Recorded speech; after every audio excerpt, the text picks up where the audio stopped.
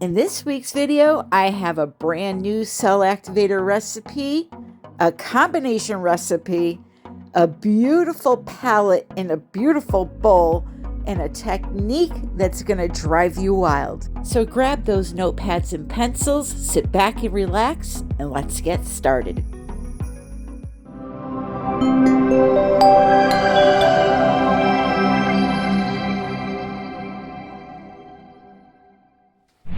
Hello, my friends. Welcome back to another video.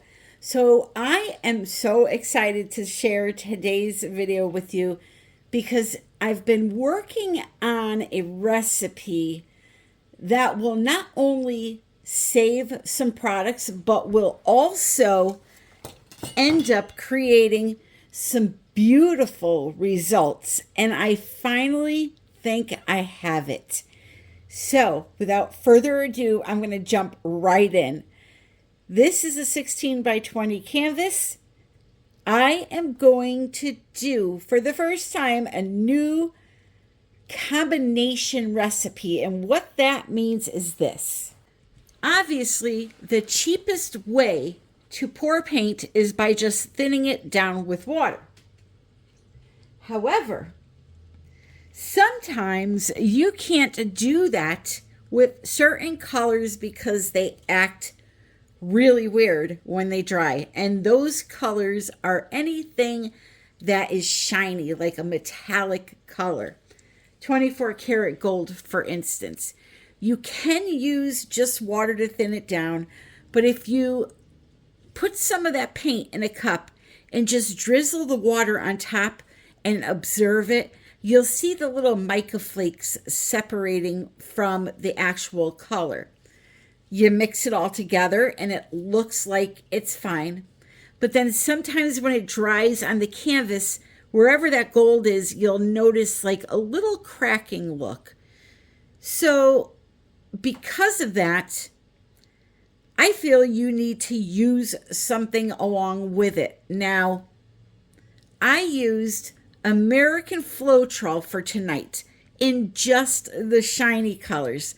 The matte colors are just paint and water. Shiny colors have Floetrol in them, but here's the thing. Instead of using a ton of Floetrol, I've only added in a quarter of the amount of Floetrol that I usually would. So for example, if I use an ounce of paint, I use only a quarter of an ounce of Floetrol. Typically, I would use, an ounce of paint and then 3 or 4 ounces of Floetrol. So I used less Floetrol in these colors, just the shiny colors. So that's a gold, a copper, a silver, and a metallic sage green, okay? For the white paint that I put on the canvas, I only used water to thin it down. Just like these two colors here, the forest green and the blue black indigo. Just paint and water. I have one other color I'm going to be using today, and this is made with the secret sauce, and this is what's going to create the cells and lacing. And no, it's not Australian Floetrol. So what I'm going to do before I get into telling you what this is I'm going to flood my canvas, and then I'm going to come back and I'm going to fill up a beautiful bowl with some paint. Now, why a bowl?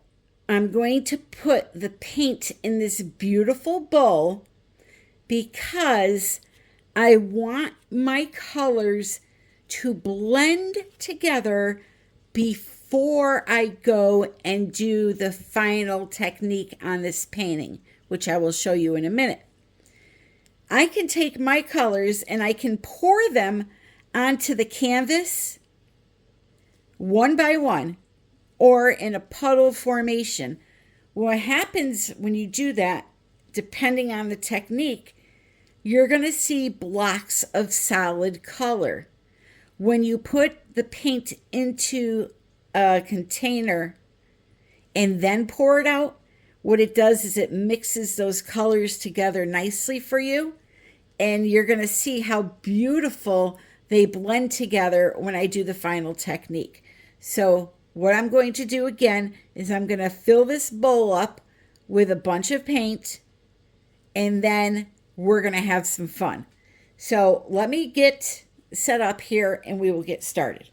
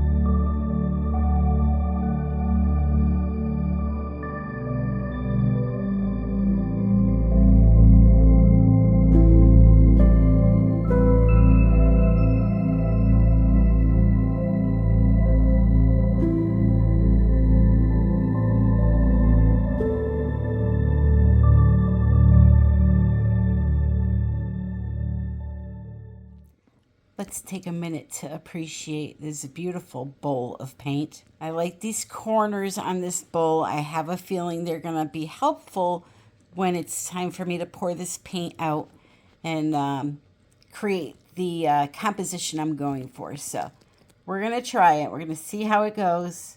But I really, really like these colors. Okay. Going down first is going to be my white paint, Amsterdam brand, thinned with just water. That's the consistency. It just flows off the stick, leaves a little tiny mound, and quickly disappears. If your paint is a little bit thicker or thinner than that, it's fine. It doesn't need to be exactly like mine. Just make sure it's flowing off of the stick. And it leaves a little bit of a trace on the surface. See that? How you can draw a shape on the surface? That's trace. Okay? So that's what you're looking for. And I'm just going to pour the paint on the canvas and tilt it around until it's fully coated. This is just paint thinned with water.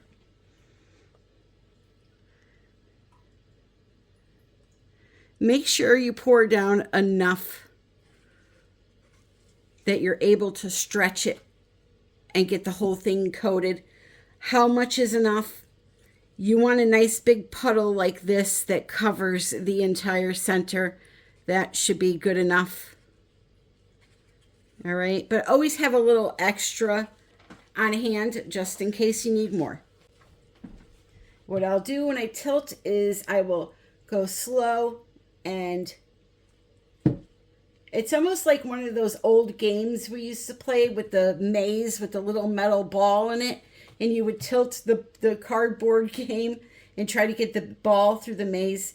You got to kind of control the puddle of paint. Try to keep it on the canvas. Don't let it go over the edges immediately. Try to get this area covered as much as you can first before you start going over the edges.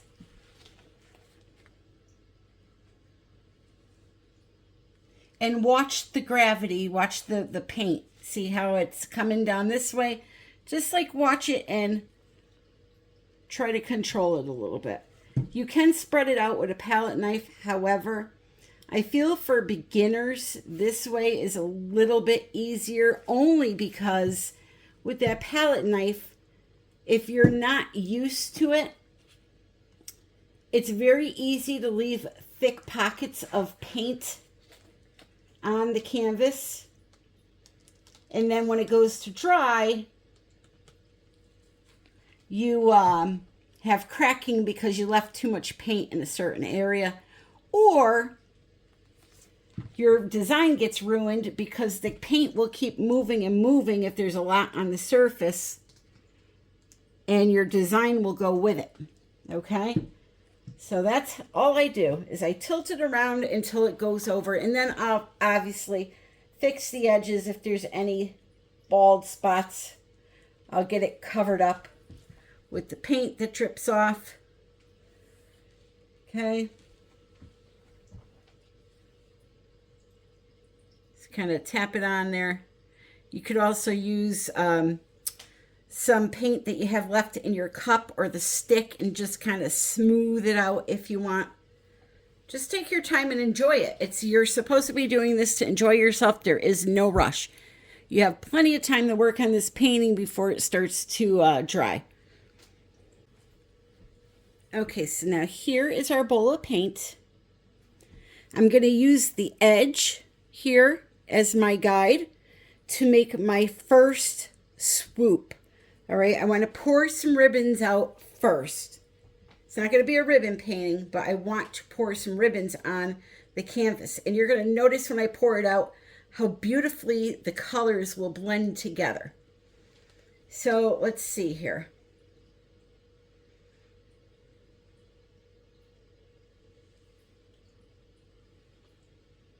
Just like that. I'm going to start right here and kind of work off of this. I have no composition in mind. I'm just kind of winging it right now. I'm going to go right here. Look at that beautiful, beautiful ribbon. Now I'm going to pour a little one from here that comes up.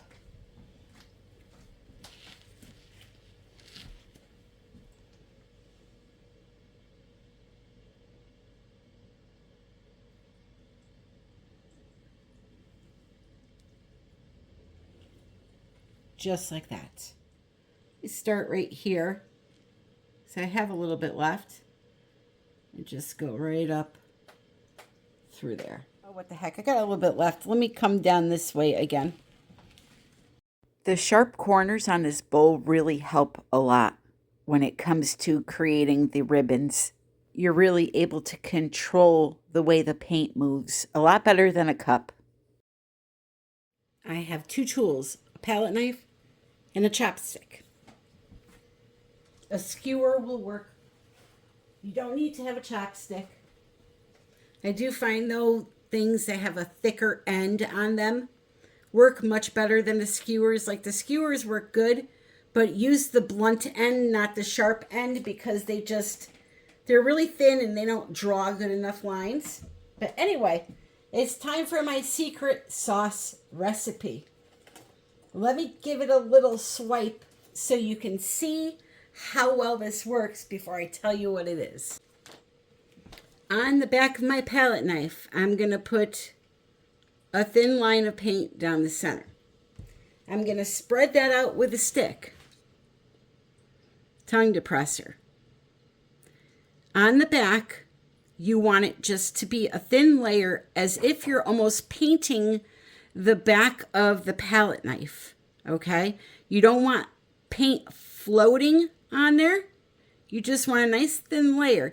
Think about if you paint a wall. You put a nice thin layer on there, right? On the wall. You don't want it floating. So I have my thin layer on there. Now watch this. Lay the palette knife flat on top of the paint surface and glide it over the colors.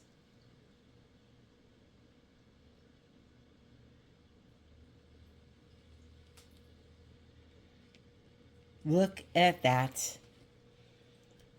Look at that, my friends. Look at that. Wait till you see this up close when it's done. Absolutely bonkers. So I'm going to leave that area alone and I'm going to move to the next area. Okay. Line of black down the center. Ooh, I almost went off that time. By the way, you should never ever do this over your painting like I'm doing. I have to film for you guys, so I have limited area, but just spread it out over away from your painting. As a matter of fact, I may just do that now. All right, so nice thin layer again. And here we go. Again, in the middle, right about here. Glide over the colors. Don't worry about little things like that. We can fix that afterwards. That happens because I lifted up the knife instead of kind of angling it and going around that corner.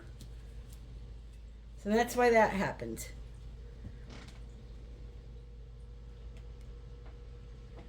Thin line of black paint on the back of the knife.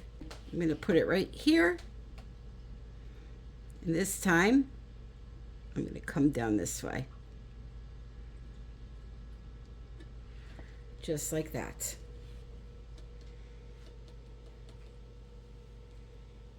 You can also swipe over areas you've already swiped over. Like where I'm starting, I'm touching that center a little bit. So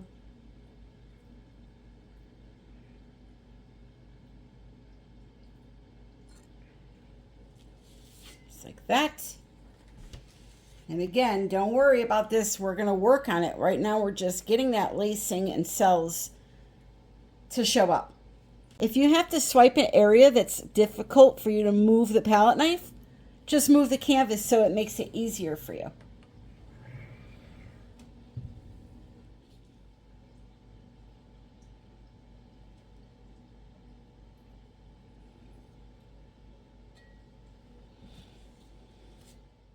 Another thing you never want to do is when you do a swipe and you are done and you pick up your palette knife, do not bring it back towards you over the canvas because it will drip all over the canvas.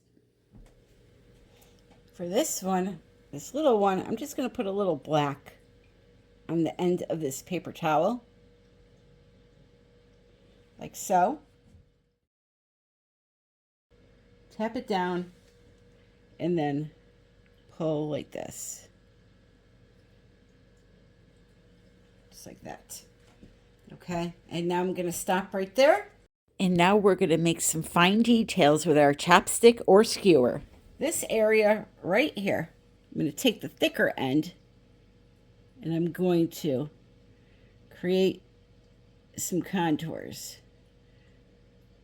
Drag some color along. Not that that had much color to come with it. Let's see if I could get some of this color to come with me. So you get a little bit more there, not much. But it's okay, we've just started. Do that again.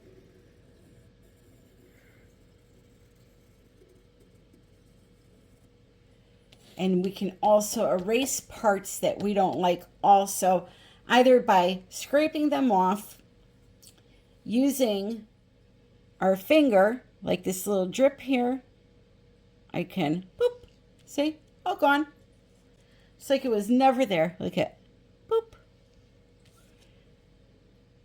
boop. See that? So there are things that you can do to erase it.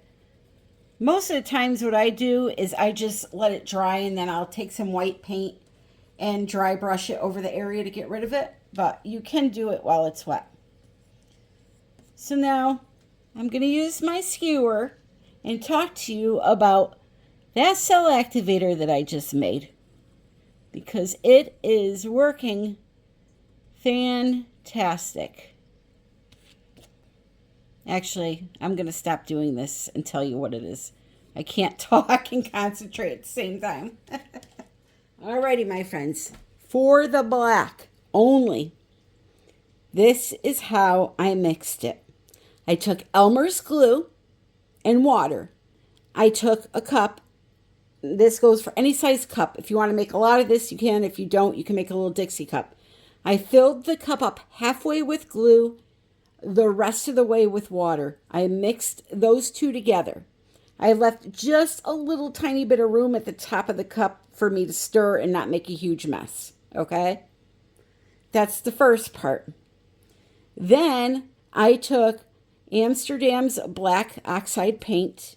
I added 2 ounces of paint to the cup. To that, I added 2 ounces of American Floetrol. And then that glue and water mixture I made, I used 6 ounces of that. So 2 ounces of paint, 2 ounces of Floetrol, American Floetrol, and 6 ounces of the glue and water pouring medium. And look at what it's doing. And let me tell you why. Some of the colors, just the metallics, are mixed with American Floetrol. And when they make metallic paints, they want them to dry with some type of a little bit of shimmer to them, like a glossy finish. They put some type of an oil or varnish in those colors to make that happen, unless you buy matte metallics, which nobody really buys those. But if you buy a regular metallic, when they dry, they are really shimmery. And that gloss that they put in there, whatever that product is, along with us adding the Floetrol, and then that concoction reacting against the paints I mixed with only water and that cell activator that I made that had glue, water, it just all works beautifully. It's gorgeous. I'm going to finish this really quick, and then I'm going to give you a close-up, okay? So while I'm playing around with this chopstick and creating some interesting movement in this painting, I just want to remind you, in the description of this video, I will be placing a full recipe for this, so make sure you check that out. And I really, really want to encourage you to try this. It's really forcing me to use my imagination versus, pouring some paint on a canvas and just blowing it out with a blow dryer. It was really fun to do, and it reminds me of a copper and green alien butterfly. It's just really cool looking. Okay, so while I show you this, I'm going to do a quick recap. This is just a beautiful piece of abstract art. Look at this. Look at that palette. Absolutely stunning. So here's what you're going to do. You're going to pick one color that you want to use for a cell activator, and you're going to put that to the side. You're going to get a combination of metallic paints and regular matte paints, whatever color you want. For the matte paints, the non-shimmery colors, you're going to thin those down with just water. For the shimmery colors, you're going to follow the measurements that I said earlier in the video. And I'm going to put this all in the description for you so you can write it down. And then for the cell activator, that one color that you choose, you're going to make that special concoction with the glue, water, and Floetrol. And you're going to get some amazing, amazing results. So I want to thank you so very much for joining me today. If you enjoyed this video, please remember to click like. Don't forget to subscribe if you are not already. I have a ton of learning tutorials on my channel. If you're a new person, you could go to the playlist called Back to Basics. I have a ton of videos there about consistency and all types of things, techniques, everything. Don't forget to leave a comment. I don't know if I said that already. You can share this video with somebody that you think may like to try this type of art. And again, check out the description for all the information on ways to follow me, discounts on products, and please give this a try. I think that it worked great. I used way less Floetrol than I always do, so I'll save some money there. And yeah, absolutely gorgeous. Let me show you this with the lights off. Look at this. This is what it's going to look like when it's dry and has resin on it. Look at the sparkle.